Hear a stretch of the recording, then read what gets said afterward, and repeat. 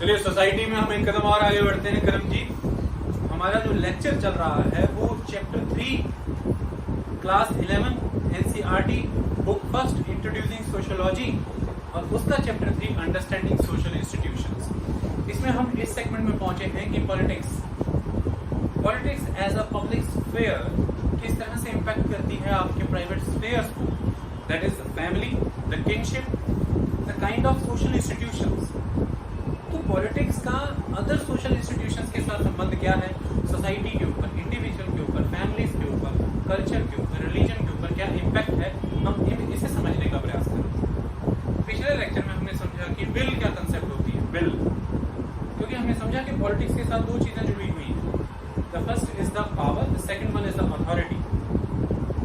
और पावर की बात जहां पर आ गई तो एक शब्द आपने हमेशा जिंदगी में सुना है, द विल पावर। और आपने कभी सोचा नहीं कि विल के साथ पावर वर्ड क्यों आता है? क्योंकि विल आपकी एग्जीक्यूट ही होगी, उसे एग्जीक्यूट करने के लिए यू नीड अ पावर। और वो विल लोग फॉलो करें, उस विल के साथ अवॉइड करें, उसके लिए जरूरी है कि उस विल को परस्यू करने के लिए जो पावर आप यूटिलाइज कर रहे हैं उसकी आपके पास अथॉरिटी होनी चाहिए, आपके पास कोई अथॉरिटी होनी चाहिए। और उस अथॉरिटी तक पहुंचने के आपके तरीके बनाए गए हैं, आप अथॉरिटी बन जाते हैं। आई बात समझ में? इसके आगे अब हम बढ़ते हैं। इस कंसेप्ट को तो हमने अच्छे से हर सिचुएशन में देख लिया, अब हम आगे बढ़ते हैं। ये माना गया है कि आज की डेट में तो modern system of government exist करता है। सोसाइटीज सारी की सारी स्टेट ओरिएंटेड। भारत की बात करें, यूरोपीय देशों की बात करें, एक समय में वो सभी के सभी नेशन स्टेट बन गए। पहले स्टेट थे the kingdom oriented states, empire states, फिर धीरे धीरे वो नेशन स्टेट। इंडिया भी इस प्रक्रिया से गुजरा। इंडिया आज की डेट में एक स्टेट है, द इंडियन स्टेट, भारतीय राज्य। उस स्टेट को एक्सप्रेस करती है इंडिया की गवर्नमेंट। अगर इंडियन स्टेट को कहीं देखना चाहते हो तो वह उसके एक्सप्रेशन में देखेगा। और एक्सप्रेशन कौन होती है? The government. Government is a kind of expression. और गवर्नमेंट के आगे 3 ऑर्गन है, लेजिस्लेटिव, एग्जीक्यूटिव, जुडिशरी। जुडिशरी को पर्टिकुलरली गवर्नमेंट का ऑर्गन उस सेंस में नहीं माना जाता। Judiciary is the organ of the state. तो आप स्टेट की अभिव्यक्ति भी इस रूप में देख सकते हैं। The legislature is the expression of the state, the parliament of India, that the state legislative assemblies. ये स्टेट का एक्सप्रेशन है। भाई बस समझ में? जैसे प्रकृति है लेकिन दिखती तो नहीं, लेकिन प्रकृति के अनुभव आप कैसे करते हैं? पेड़ों से, नदियों से, झील झरनों से, जीव जंतुओं से, जीव सजीव सभी चीजों से, पर्वतों से प्रकृति का अनुभव करते हैं। आप यही कहते हैं ना, पर्वतों को देखकर उनके ऊपर बर्फ गिरी देखकर क्या प्रकृति कितनी खूबसूरत है। आपने ये क्यों नहीं कहा यार पर्वत कितना खूबसूरत है? आपने प्रकृति कितनी खूबसूरत कहा। प्रकृति है, दिखती नहीं, लेकिन उसका प्रकटीकरण है। इसी तरह से राज्य है, दिखता नहीं है लेकिन वो एक्सप्रेस होता रहता है। किसके माध्यम से? कभी लेजिस्लेचर्स हैं, कभी एग्जीक्यूटिव है यानी कि गवर्नमेंट्स, और कभी जुडिशियल इंस्टीट्यूशंस। इस तरह से राज्य नजर आता है। ओके, आज हम समझते हैं पॉलिटिक्स के माध्यम से, पॉलिटिक्स की ऐसी टॉपिक के माध्यम से, जब हम अंडरस्टैंडिंग सोशल इंस्टीट्यूशन में से पढ़ रहे हैं कि अब तो स्टेट्स हैं और बहुत लंबे समय से स्टेट्स एग्जिस्ट कर रहे हैं। स्टेट्स की भी फॉर्म्स बदलती रही। कभी स्टेट्स हुआ करते थे जिनमें सिटीजन्स नहीं हुआ करते थे, लेकिन फिर ऐसे स्टेट्स एग्जिस्टेंस में आए जिसमें सिटीजन्स भी आए, सिटीजनशिप का कंसेप्ट भी आया। पहले राजा और प्रजा हुआ करती थी, फिर समय बदला, फिर नागरिक आ गए, इस तरह का कंसेप्ट आया। लेकिन ऐसे भी कई समाज होंगे जो स्टेट के बिना ही चल रहे हैं, द स्टेटलेस सोसाइटी सिस्टम। समय के तहत भी हो सकते हैं, जिस समय में स्टेट नहीं था तब सोसाइटीज कैसे ऑर्गेनाइज होती थी। पर आज भी स्टेट्स हैं तो उस स्टेट के अंदर भी ऐसी सोसाइटीज हो सकती हैं जो स्टेट सिस्टम से बाहर खुद को ऑर्गेनाइज किए होंगे। ये ऑर्गेनाइजेशन कैसे होगी? Without the state, how you are organising yourself, the society organising, how it is possible, ये कैसे है? इन प्रक्रियाओं को इसलिए समझा जा रहा है कि आज अगर formal procedure oriented state apparatus भी आ चुका है तो भी हम उन प्रक्रियाओं को अपनाए हुए हैं बहुत सारी, जो तब अपनाई जाती थी सोसाइटी को ऑर्गेनाइज करने के लिए जब स्टेट नहीं था। आज भी हम उन सारे बहुत से प्रोसेसेस को अपना रहे हैं जबकि स्टेट्स हैं, फॉर्मल प्रोसीजर्स हैं, फॉर्मल अप्रेंटिसेस हैं गवर्नमेंट नाम के, लेकिन फिर भी वो अपनाए जा रहे हैं। इसका मतलब वो तब से हैं जब स्टेट भी नहीं था। सोसाइटी ने खुद को उस मैनर में ऑर्गेनाइज किया था, और इसलिए अब जब स्टेट्स हो भी गए तो भी सोसाइटी को वो स्टेट बेटर वे में ऑर्गेनाइज कराने के लिए उन प्रक्रियाओं को अपना रहा है, जो प्रक्रियाओं का इस्तेमाल सोसाइटी तब से करती आ रही है जब स्टेट भी नहीं, स्टेट भी एग्जिस्टेंस में नहीं। आई बात समझ में? तो इसलिए मॉडर्न स्टेट कहीं ना कहीं कंपेल्ड होते हैं कुछ प्रोसीजर्स, कुछ प्रोसेसेस को सोसाइटी लेवल पर एग्जीक्यूट होने देने के लिए, क्योंकि वो सोसाइटी को ऑर्गेनाइज करने में तब से मददगार सिद्ध हो रहे हैं जब खुद स्टेट भी एग्जिस्टेंस में नहीं आ रहा। तो इसलिए आज के मौजूदा स्टेट के तहत सोसाइटी स्टेट के रूप में तो ऑर्गेनाइज हुई, इसके अलावा सोसाइटी को ऑर्गेनाइज करने के और भी बहुत से प्रोसेस हैं। उन्हें बेहतर वे में समझने के लिए हमें उस समय में जाना चाहिए या उस समाज में जाना चाहिए जो स्टेटलेस है। तो सोसाइटी स्टेटलेस भी है फिर भी ऑर्गेनाइज है, ये कैसे? तो आइए उन प्रक्रियाओं को समझते हैं। अब बात समझ में आई? तो आइए उन प्रक्रियाओं को समझते हैं। आइए खूबसूरती समझते हैं। स्टेटलेस सोसाइटी कैसे खुद को ऑर्गेनाइज करती है, कैसे वर्क करती होगी? हम बताया गया है the balanced opposition between the parts. Between parts, parts क्या है यहाँ पर? कुछ भी एक विचार को लेकर के आप मेरे विचार से सहमत नहीं है तो you are parting away, you are a part, that is the one aspect. Second aspect में किसी प्रोसेस को लेकर के, प्रोसेस क्या है? सागर मंथन करना है। क्या करना है? सागर मंथन करना है। तो सागर मंथन करना है तो करो, समुद्र का मंथन करना है तो करो, रत्न निकलने हैं, संपदा निकलनी है, समृद्धि निकलेगी, वेल्थ प्रॉस्पेरिटी जनरेट होगी। इसके लिए प्रोसेस करना पड़ेगा भैया, एक एक्टिविटी करनी पड़ेगी, वो है द चर्निंग ऑफ द सी, सागर मंथन, द ओशियन। इसके लिए बैलेंस लाना पड़ेगा भैया, ये नहीं हो सकता विदाउट इंड्यूसिंग द बैलेंस। तो एक चीज देखिए, जब when you are doing tug of war, रस्सा खींचने में, तो उस तरफ भी 10 लोग हैं और इस तरफ भी 10 लोग हैं, दोनों रस्सा खींच रहे हैं। इसमें बल का प्रयोग ऐसे है कि वो भी बल बराबर लगा रहे हैं, आप भी बल बराबर लगा रहे हैं, तो नेट फोर्स 0 हो जाती है। Net force is equal to 0। और एक्शन तब होगा जब इफेक्ट आएगा। इफेक्ट दोनों में से कोई भी हो सकता है, पुश या पुल। कोई भी ऑब्जेक्ट एक्शन में तब आता है जब उसके ऊपर दोनों में से कोई एक इफेक्ट लगता है, पुश या पुल इफेक्ट। या तो आप पुश करते हो या पुल करते हो।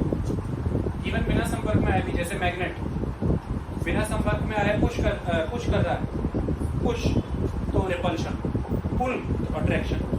पुश पुल जब किसी ऑब्जेक्ट पे लगता है, ये इफेक्ट है, तो ऑब्जेक्ट एक्शन में आता है। एक्शन में आने का मतलब मोशन में आता है। ठीक है, अब यहाँ पर क्या कर रहे हैं, आपकी उधर से भी फोर्स लगा रहे हैं, उधर से भी इक्वल अमाउंट में फोर्स लगा रहे हैं। तो दोनों तरफ से जब फोर्स लग रही है तो फिर अल्टीमेटली दोनों फोर्सेस कैंसिल आउट हो ही जा रही है। नेट फोर्स क्या है? The difference between the two forces. तो फिर नेट फोर्स तो 0 आई, और कोई भी ऑब्जेक्ट पे कितनी सारी फोर्सेस ऑल द टाइम लगती रहती हैं, लेकिन वो एक्शन में तब आता है, मोशन में तब आता है नेट फोर्स की वजह से, और नेट फोर्स 0। समझ में आई बात? लेकिन इसमें मैं एक चेंज कर दूँ, अभी मैं एक चेंज कर दूँ, 8 लोग उधर रहो या 8 लोग इधर रहेंगे, मैं कुछ नहीं करूँगा। तुम्हारी जो रस्सी है बस उसमें मैं एक चीज़ इंड्यूस कर दूंगा, मैं एक मोटी सी बड़ी सी बैम्बू स्टिक इंड्यूस कर दूंगा। ठीक है, और जैसे ही मैंने बैम्बू स्टिक इंड्यूस कर दी और तुमको मैंने कह दिया कि जब वो बल लगाएं तुम छोड़ो, जब तुम बल लगाओ तो वो छोड़े। अब क्या हो गया ये? It is not a tug of war, it is a process. मक्खन में पता नहीं, तो अब लस्सी से मक्खन निकाल लो तुम दही से, तो उसमें क्या है? एक मदानी और 2 बाहें, एक जोर लगाती है तो दूसरी छोड़ती है, दूसरी लगाती है तो ये छोड़ती है। इसी तरह से वो जोर लगाए तुम छोड़ो, ये जोर लगाए तो वो छोड़े, इससे you are doing process. I must समझ। So that part and this part, they both are maintaining a balance. When that part exerts exerting a force, ultimately you are releasing. When you are exerting a force, that part is releasing. It is the balance. It is the balance. You are capable to do the process. You are capable to perform the action. You are capable to perform the work of the activity. So part word is somewhere very, very deep in this. Part for anything. It is your counterpart. It is your counterpart. Okay? So that counterpart is helping you. At one point of time that part is opposing you. जब वो आपको oppose कर रहा था तो अब आप टग of वार में थे, दोनों में से कोई एक ही जीतता, एक ही हार होती। लेकिन जैसे चर्निंग में आ गए हम तो हारा कोई भी नहीं, दोनों विनर है। क्योंकि एक जब खींच रहा है दूसरा कोऑपरेट कर रहा है, दूसरा खींच रहा है तो ये कोऑपरेट कर रहा है।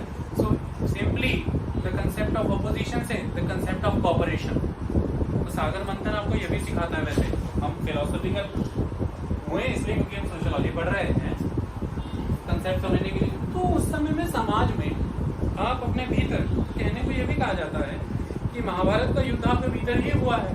एक तरह से युद्ध तो जहाँ हुआ वहाँ हुआ, लेकिन वो आपके भीतर भी है। आपके धर्म और अधर्म के बीच का संतुलन, लड़ाई, आपकी नेगेटिव और पॉजिटिव थॉट्स के बीच। तो एवरी टाइम आप अपने भीतर ये करते नहीं रहते हो, ये करना चाहिए कि नहीं करना चाहिए, पता तो होता है।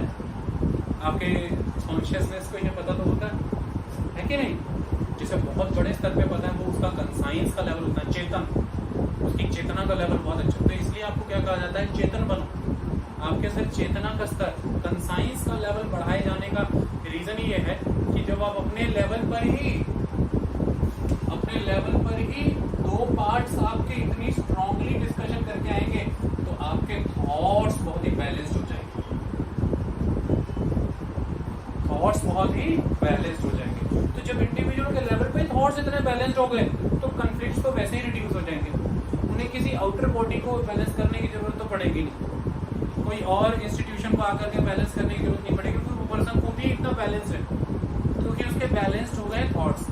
क्योंकि उसके मन में जब भी वो विचार आया, one part and the second part, ये करना चाहिए कि नहीं, ये होना चाहिए कि नहीं, इसमें द्वंद्व हुआ, इसमें विचार हुआ। और क्योंकि हमने रेगुलर टीचिंग्स, रेगुलर एग्जाम्पल्स के थ्रू उसका कंसाइंस का लेवल इतना बढ़ा दिया है, चेतना इतनी बढ़ा दी है कि वो किसी न किसी मैनर में कंक्लूड कर लेता है राइट थिंग। तो फिर वो बहुत ही बैलेंस थॉट रखता है, वो समस्या कम, इस पर्सन की समस्याएं कम होगी। आई बात समझ में, एक्सट्रीम नहीं जाएगा बंदा। तो इसलिए पार्ट्स के बीच में बैलेंस अचीव करने की पहले प्रक्रियाएं थी, चिंतन मंथन, बहुत ही मंत्रणा। तो विवाह के बाद भी एक समारोह रखा जाता था शास्त्रार्थ, शास्त्रों का अर्थ निकाल करके चर्चा करते हैं, आइए विचार होते थे, डिस्कशन, ताकि वर पक्ष वधु पक्ष में आने वाले समय में हमेशा के लिए एक बैलेंस बन जाए कि सत्य विचार क्या था और मिथ्या क्या थी। तो सत्य और मिथ्या का फर्क निकालने के प्रयास जोगियों, ऋषियों, मुनियों, समाज, परिवार और प्रत्येक मनुष्य पर निर्भर करता था, उनका ये दायित्व भी था। तो इसलिए कहते थे कि क्या तुमने स्वयं विचार नहीं किया था, ऐसा करने। तो विचार शब्द बहुत महत्वपूर्ण है। तो पार्ट्स घर के स्तर पर सभी सदस्य एक दूसरे को समझा रहे हैं, तो इसलिए एक प्रथा बनाई गई, अपने बड़ों से सलाह कीजिए, मशवरा कर लीजिए, बिकॉज यू आर वन, तो other person is one part, you are two parts, you are discussing something, तो you are trying to achieve the balance. तो वो आपको 4 सलाहें दे देंगे, फिर कि ऐसा करके देख लो, थोड़ा वैसा करके देख लो, नहीं तो ऐसा करके देख लो। फिर और आ जाएंगे घर के लोग, फिर और बुजुर्गों को बुलाया जाएगा, फिर घर के बड़ों के से आगे पूरा का पूरा जो अपना कुनबा है, कुटुंब, शरीका, किन्समैन, उनके बड़ों को बुलाया जाए, सबको बुला करके अचीव करके एक पॉइंट पर आ जाएंगे। तो पार्ट के बीच में बैलेंस अचीव करने की कोशिश की जाती थी, ये प्रक्रिया हुआ करती थी। ये इंडिविजुअल के लेवल पे, फैमिली के लेवल पर, पूरे के पूरे ग्रुप के लेवल पर, कम्युनिटी के लेवल पर, सोसाइटी के लेवल पर ये प्रक्रिया बड़ी महत्वपूर्ण थी। हमेशा एक संतुलन अचीव करना। तो बुद्ध ने मध्यम मार्ग दिया, बुद्ध का मध्यम मार्ग बहुत महत्वपूर्ण अपने आप में। क्यों है मिडिल पाथ क्यों दिया उन्होंने? बट एक एक्सट्रीम पाथ एक तरफ, एक दूसरी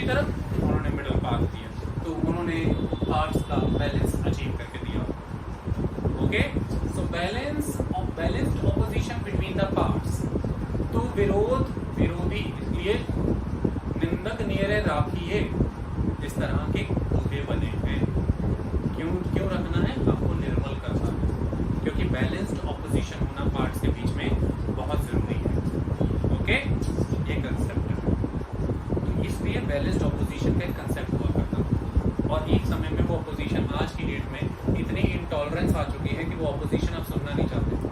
जिसने भी आपको एक अपोजिशन दी वो आपका ओपोनेंट हो गया नहीं, जबकि सभ्यता के तहत कंसेप्ट ये सिखाया गया है कि अगर वो आपका कंस्ट्रक्टिव अपोजिशन दे रहा है तो वो आपका फ्रेंड है, वो नहीं है। तो इसलिए फोर्स को भी नहीं रखा जाता था, क्योंकि वो भी एक पर्पज ऑफ फ्रेंड सर्व करता था। इतनी बात समझ में आई? चलिए, very good. Balance is the most important thing, इसको कैसे भी अचीव कर सकते हैं। क्रॉस कटिंग अलायंसेस होते थे, आज भी देखते हैं तो देखते हैं पार्टियों के बीच में आप अक्सर सुनेंगे संसद में या विधानसभा में क्रॉस कटिंग वोटिंग हो गई, मतलब किसी ने क्रॉस वोटिंग की है, इधर के खेमे के आदमी ने उधर के कैंडिडेट के लिए अंदर से वोटिंग कर दी। इसलिए संसद में सीक्रेट वोटिंग नहीं होती ना, वो किस लिए नहीं होती कि क्रॉस वोटिंग ना हो जाए, कि एक पार्टी ने कैंडिडेट खड़ा किया चुनाव के लिए और उस पार्टी के ही एमपीओ ने दूसरी पार्टी के कैंडिडेट के लिए वोट कर दिया, या तो क्रॉस वोटिंग हुई है। तो इसलिए सीक्रेट बैलेट नहीं होता, ओपन वोटिंग होती है कि पता रहे कि किसने किसके लिए वोटिंग की है। तो क्रॉस कटिंग अलायंसेस किए जाते थे। Cross cutting alliances based on the kinship, marriage and residences. तो ये बैलेंस पार्ट्स के बीच में अचीव करना कौन सा आसान है। इधर की एक नदी है और इधर एक गांव है और उधर भी गांव है, इधर की बेटियां उधर बिहाएंगी, उधर की बेटियां इधर बिहाएंगी। उस गांव में पानी का प्रवाह जाना रोकेंगे तो उधर हमारी बेटियों को समस्या आएगी, वो लोग रोकेंगे तो इधर उनकी बेटियों को समस्या आएगी। एक गांव से मिट्टी जाती है क्योंकि उस गांव में कुम्हार बसते हैं, तो उस गांव से फसल आती है इस गांव में, और इस संबंध को पुख्ता किया गया है on the basis of the marriages. तो मैरिज एक्सचेंजेस होते थे, मैट्रिमोनियल अलायंसेस। राज्यों पर आक्रमण सुनिश्चित किए जाते थे कि नहीं होंगे, रिसोर्सेस के एलोकेशन को इंश्योर किया जाता था कि बैलेंस्ड रहेगा। तो इस तरह से क्रॉस कटिंग अलायंसेस होते थे। आई बात समझ में? किनशिप के बेसिस पर, मैरिज के बेसिस पर और रेजिडेंस के बेसिस पर आप सेटलमेंट करते थे। ओके, यहाँ के लोगों के संबंध उस क्षेत्र के लोगों के साथ स्थापित किए जाते थे, या ये लोगों को वहाँ पर बसाया जाता था और वहाँ से लोग यहाँ पर बसाए जाते थे, ताकि बैलेंस अचीव किया जा सके, किसी भी तरह से बैलेंस अचीव किया जा सके। वैवाहिक संबंध बनाए जाते थे। तो आप देखेंगे ये तो बाद में स्टेट ओरिएंटेड सोसाइटीज में भी हुआ, राजा महाराजा विवाह करते थे ताकि युद्ध की परिस्थिति ना, विवाह बड़ा आधार था। मुस्लिम रूलर्स को खासकर विवाह करने भी पड़े भारत में, उसका कारण भी ये था कि कम से कम हिंदू सोसाइटी में वो एक्सेप्ट कर लिए, जो कि इतना इजी नहीं। और ये ऐसे खड़े होना मेरा ठीक भी नहीं है, क्योंकि इससे फिर गर्दन आती है, जैसे धड़कटा सर नहीं बोल रहा कोई बर्बरीक का, एक पेड़ पे ऐसे करके, ये अच्छा भी नहीं। मैं थक जाता हूँ खड़े खड़े, लेकिन शक्ति बढ़ानी पड़ेगी, सीधे हो जाओ। कल मैंने अपना वीडियो देखा, मुझे लगा कि बच्चों के लिए ठीक नहीं, सीधे ही खड़े रहते। ओके, डाइस होता तो मैं उस पर हाथ रख लेता। कॉलेज के टीचर, स्कूल के टीचर डाइस पे खड़े रहते हैं ना, पाँवों को थोड़ा सा टिकाव मिल जाए, बड़ी शक्ति मिलती पैरों तक, क्योंकि अदरवाइज 80, 90, 93 किलो का शरीर पैरों के इतने के सरफेस एरिया पे खड़ा लगा होता है। वजन हमारा इतना है, कम नहीं है, कोई 68-70 किलो वाले तो है ही नहीं, और ऐसी तो हमारी डाइट भी नहीं है। ओके, इतना समझ में आया? अलायंसेस क्या हो रहा है, सोसाइटी स्टेटलेस है, लेकिन सोसाइटी का ऑर्गेनाइजेशन बहुत है। इस गांव में एक यात्री आ गया अचानक, अरे तुम लोग यार उस गांव को पानी देते रहे, तुम्हारे पशुओं के लिए पानी कम पड़ रहा है, तुम लोग उनको क्यों देते, रोक दो। उसको समझ में नहीं आ रहा, कह रहा कोई ऑर्डर है, कोई बाप लगा उस गांव में कोई, तो तुम्हारा वो मुख्यमंत्री प्रधान किसने तुमको कहा?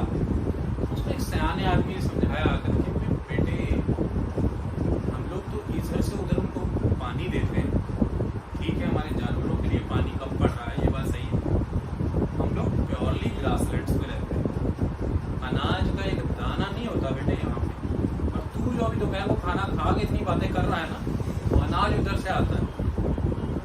सुनाई तक को पानी।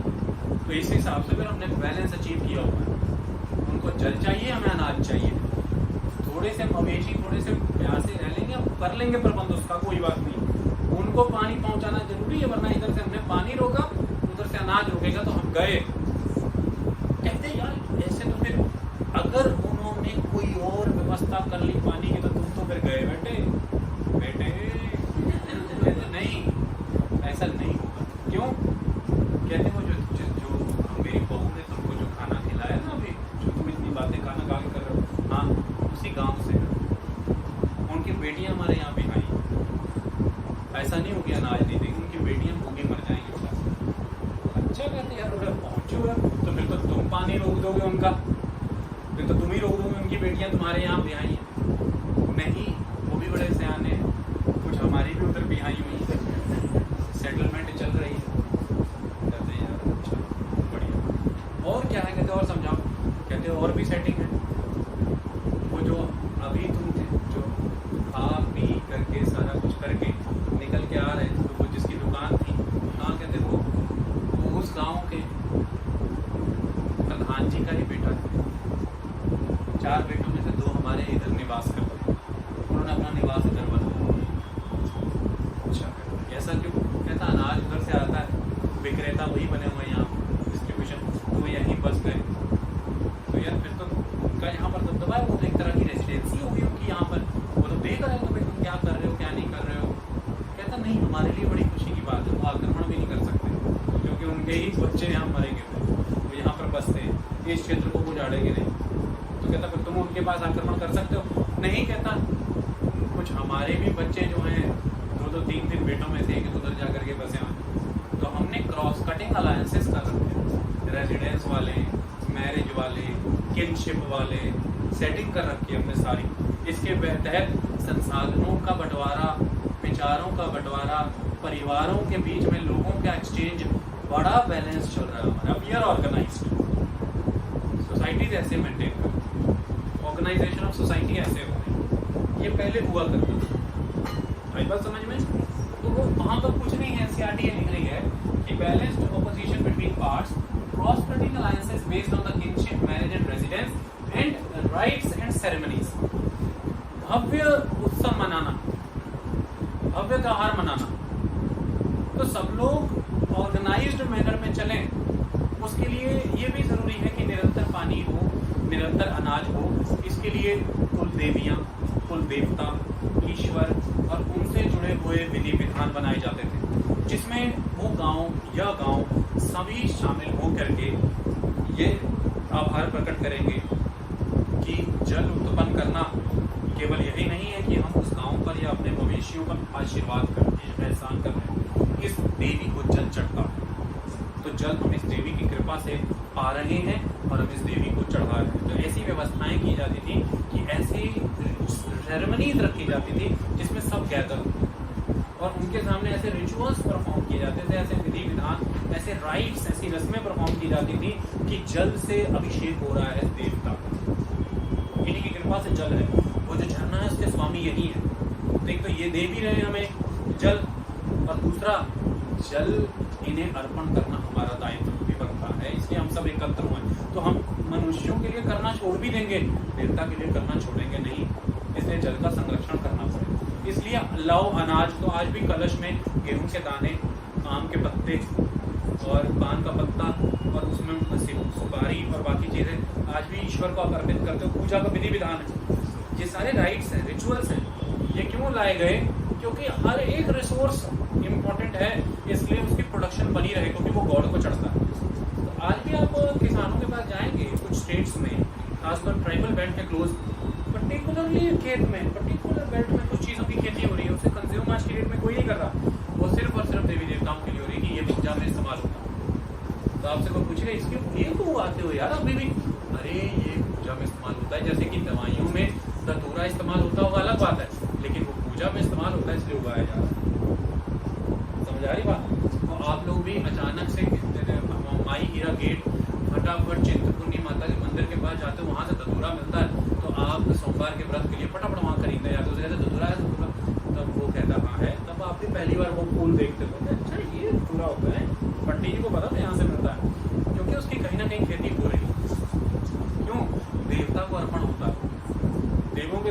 अर्पण होता है। तो अर्पण की भावना बड़ी बात है, समझ आई। तो आप क्या अर्जित करते हैं, आपने खेती से अनाज अर्जित किया, आपने नदी से जल अर्जित किया, जो अर्जित किया है किसी कृपा से किया है, इसे अर्पण भी करना होगा, तो उसे हम अर्पण करते हैं। आई बात समझ में, यहाँ से समर्पण का भाव पैदा होता है। तो सभी एक दूसरे के साथ जुड़कर उस ईश्वर के प्रति समर्पण हो गए, और ईश्वर ये चाहता है कि धर्म के राह पे चलना, अधर्म ना करना। तुम अनाज इन्हें देते रहना, तो भूखे को पानी देना एक धर्म, भूखे को भोजन खिलाना एक धर्म है। तो इस तरह से बहुत सारे राइट्स तैयार करते हैं, बहुत सारे बात। दरवाजे पर कोई भिक्षु आए तो वापस ना जाने पाए, कोई भूखा मिल जाए तो अपना खिला दो, कोई प्यासा मिल जाए तो सेवा कर दो। तो जल की सेवा, भोजन का लंगर, भोजन का प्रसाद, भंडारे, बड़े भंडारे हैं, बांटो खिलाओ, तो भंडारा लगाया जाता है। दैट इज, ये सारे सेरेमनीज और राइट्स सोसाइटी को ऑर्गेनाइज करते हैं, और जो एक बार में प्रोसेस इस्टेब्लिश कर दिया उसे कॉन्टिन्यूस बनाने रखने में ये बहुत इंपॉर्टेंट होते हैं। आज आपके पास पैसा आ गया, आज आप लोग आपको पता एकदम से जाओ दुकान पे आशीर्वाद की आटे की थैली ले लोगे, टैप चलाओगे, पानी आ जाएगा। आज आप लोग स्टेट ओरिएंटेड सोसाइटी में है, और उस स्टेट ओरिएंटेड सोसाइटी में एक प्रक्रिया ये है कि बिल भरो, पानी का बिल भरो तो पानी आ रहा है ना।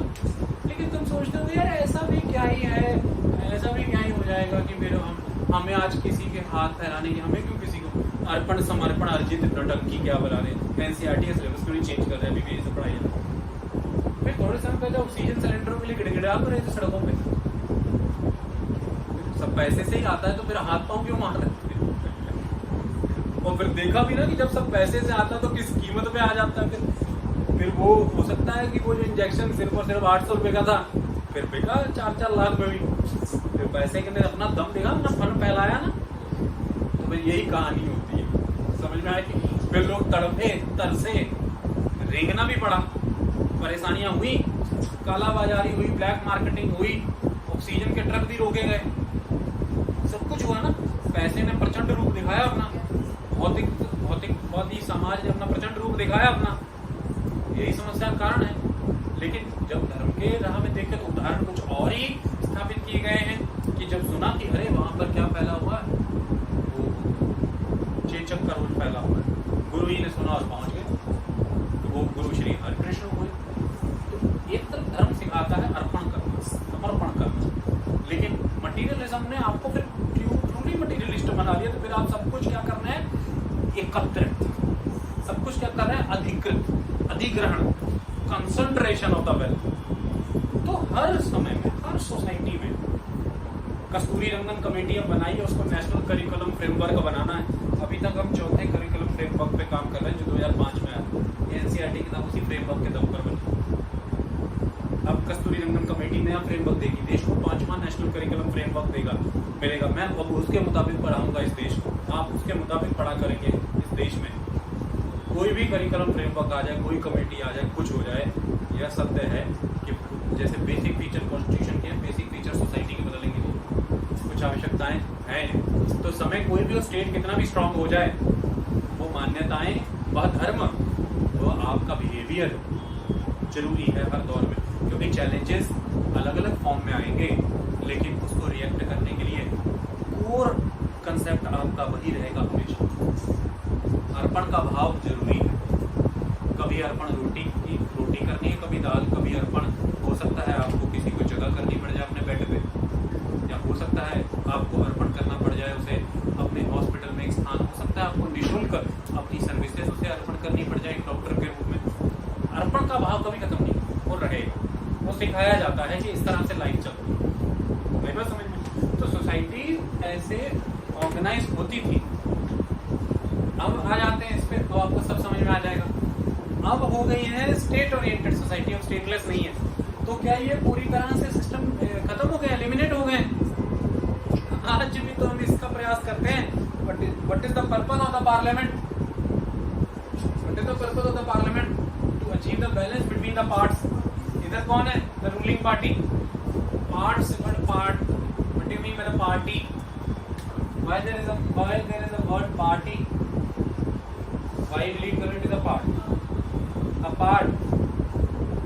A part of people जिनकी ये आइडियोलॉजी है, a पार्ट ऑफ पीपल जिनकी ये आइडियोलॉजी, जिनका ये एजेंडा, तो उनका वो मैनिफेस्टो। और इनके ऑपोजिशन में एक और कौन है, पार्टी, तो वो भी क्या है, पार्ट जिसका ये एजेंडा है, जिसका ये मैनिफेस्टो है। तो both different parts they are meeting on a common ground, it is the parliament, and what they are trying actually, the ideal situation is that they need to achieve the balance, but if they are fighting for their political agenda, that is different thing, but the ideal purpose is to achieve the balance. Opposition का role क्या है, balance achieve करना। So look, NCERT में सिर्फ line लिख दी और student से मैंने इतना क्वेश्चन पूछे, किसी ने सब कुछ उठाए मुद्दे, लेकिन ये लाइन पे बात ही नहीं की थी। ये बैलेंस्ड ऑपोजिशन बिटवीन पार्ट वाली लाइन इन्होंने उठाई, और फिर 4 चैप्टर एनसीईआरटी के लिए मुझे 18 लेक्चर तो देने ही पड़ेंगे। खुद ही दिमाग लगा लो कहाँ से आ रहे हैं वो लेक्चर, मैं मजबूर हूँ। इतनी देर तो मुझे यही समझाने में होगी, क्योंकि अगर मैं ये ना समझाता तो ये कैसे जस्टिफाई करता कि स्टेट ओरिएंटेड सोसाइटी से पहले स्टेटलेस सोसाइटी को समझाई, क्योंकि those functions are somewhere actually executing in the state oriented society also, but in a different format। अब आज की डेट में that balance वो आप एक apparatus के वाया गेन करते हैं। that apparatus is a government, और उसके तहत आते हैं बहुत सारे institutions, the institution of parliament. Okay, तो जो फंक्शंस आज की डेट में स्टेट कर रहा है, they are very much structured, the strong structure is there. आप सबसे नीचे भी और आप सबसे ऊपर भी, वो मैं अभी समझा। नागरिक सबसे नीचे भी और नागरिक सबसे ऊपर भी। क्यों सबसे नीचे? क्योंकि एंड रिसीवर आप है। सबसे ऊपर है क्योंकि सारी पावर्स का सोर्स आप है। नागरिक सबसे नीचे भी है, नागरिक सबसे ऊपर भी है। नागरिक इज द अल्टीमेट रिसीवर, नागरिक is the ultimate giver. You are the receiver, you are the giver. This is लोकतंत्र। What is this? लोकतंत्र। द होल तंत्र is around you. You are forming it, you are participating into it, you are constituting it, you are composing it, you are creating it, you are destroying it. Only the Lok will destroy the Tantra, the Lokatantra. So the Brahmashtra people, they are ultimately killing the Lokatantra. No, but no aliens are coming on a spaceship and they will definitely not kill your Lokatantra. You will kill your Lokatantra. It is you. In the participation, in the composition, in the constitution, in the creation, in the working of the Loktantra, it is you. You are behind that. That is a concept. So it is a tantra by the Lok, for the Lok, of the Lok, by the Lok. It is for everything. You are everything. That is the concept. So the thing is कि वो ये समझा रहे हैं कि the concept of state. It is the state. A state exists where there is a political apparatus of government ruling over a given territory. A state exists where there is a political apparatus of government ruling over a given territory. इसके पहले मेरे politics में state के ऊपर lecture है। Topic का नाम है द स्टेट। अब सोशियोलॉजी किताब इतना डिटेल तो जाएगी नहीं, क्योंकि फिर प्रॉब्लम हो जाएगी, वो उसी चैप्टर को पढ़ाते रह जाएंगे। तो उन्होंने एक सिंपल डेफिनेशन सी दे दी, और यहाँ पर आप आ जाएंगे कि स्टेट क्या है।